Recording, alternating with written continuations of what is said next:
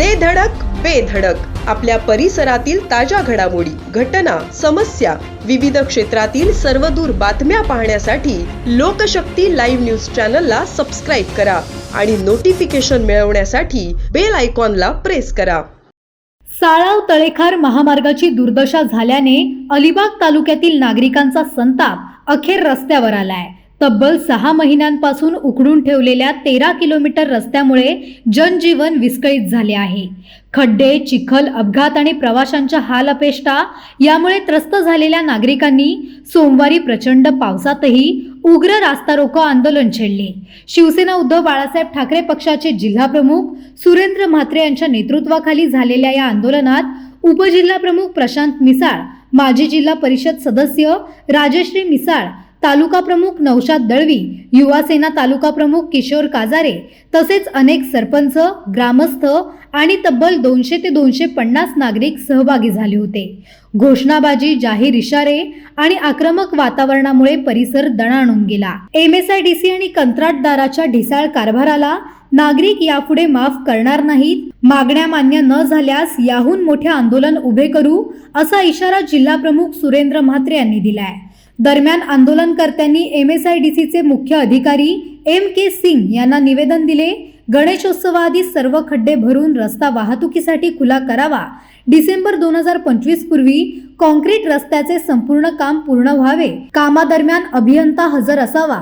तसेच प्रतिबिंबक व सूचना फलक लावावेत आणि कुचराई झाल्यास MSIDC व कंत्राटदार जबाबदार धरावा अशा ठोस मागण्या करण्यात आल्या.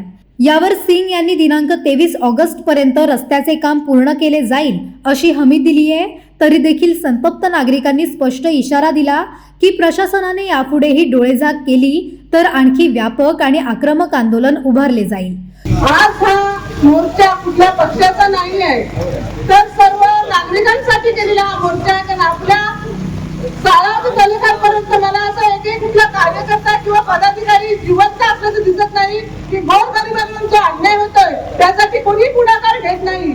म्हणून आज आम्ही हा मोर्चा काढला. आम्ही ठरवलं की नाही, आपल्या लोकांसाठी आपल्याला जावंच लागेल. कारण ज्या लोकांचे अपघात झाले ती लोक घरात बसली, त्यांचं कुटुंब रस्त्यावर यायची वेळ आली, पण या प्रशासनाला काय जाग येत नाही, या कॉन्ट्रॅक्टरला जाग येत नाहीये. कारण या कॉन्ट्रॅक्टरचे सगळे जे प्रशासन मराठी लाचार आहे आणि या कॉन्ट्रॅक्टर पुढे झुकलेला आहे असं मला तरी वाटतंय. कारण गोरगरिबांचा जो होणारा अन्याय आहे तो काही थांबत नाहीये.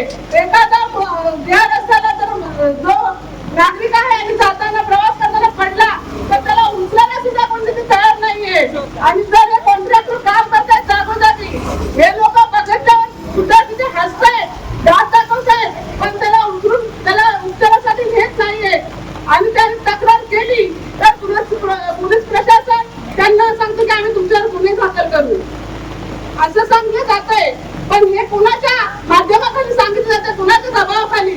मला असं एक वाटतं पोलीस साहेबांना सगळ्यांना विनंती आहे की तुमच्या अंगावरची वर्दी आहे त्या वर्दीची एक माणूस आहे, तर तुमच्या वर्दीतल्या माणसाचा विचार करा की सामान्य माणसावर काय की परिस्थितीमुळे काय व्यवस्था होते, माणसाची काय अवस्था होते की तुम्हालाही कळायला हवंय.